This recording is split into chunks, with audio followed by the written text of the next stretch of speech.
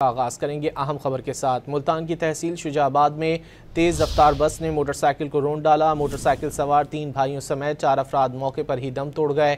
शुजाबाद से जलालपुर जाने वाली तेज़ रफ्तार ड्राइवर से बेकाबू होकर मोटरसाइकिल से जा टकराई। हादसे में मोटरसाइकिल पर सवार 3 भाइयों समेत 4 अफराद मौके पर ही दम तोड़ गए।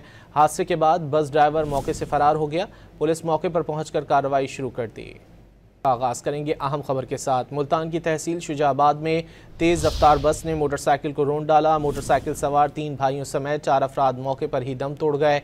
शुजाबाद से जलालपुर जाने वाली तेज़ रफ्तार ड्राइवर से बेकाबू होकर मोटरसाइकिल से जा टकराई। हादसे में मोटरसाइकिल पर सवार 3 भाइयों समेत 4 अफराद मौके पर ही दम तोड़ गए। हादसे के बाद बस ड्राइवर मौके से फरार हो गया। पुलिस मौके पर पहुंचकर कार्रवाई शुरू कर दी।